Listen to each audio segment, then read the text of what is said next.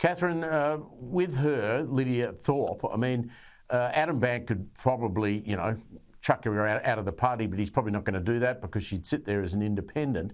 But what sort of damage do you think she's doing to the campaign and by Anthony Albanese to have an Indigenous voice to the parliament?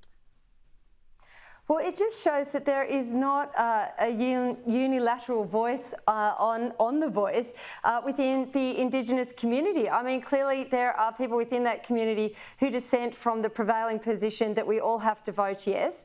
And, further to say that survey that came out today that said that, there was 300 people who were surveyed in that community. They said, a majority said yes to the voice, but I mean, that's only a very small representative of that segment of the demographic.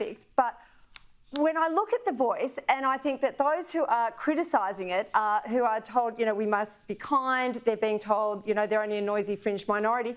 I mean, we have serious concerns about the voice. Where is it going to sit in the Constitution? Is it going to sit outside the three main chapters? Then is it going to be able to have power over the judiciary, the legislature and the executive? I mean, if we put it in section 51, does it go into section 26, which is historically the race power, which has a whole convoluted history attached? It's actually the power that gives validity to native title.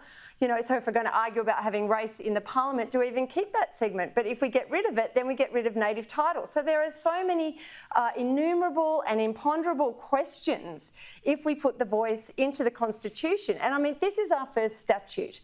It gives validity to all other Commonwealth legislation. So just sitting there going, it's a statement of principles. It's not a mission statement like with the corporation.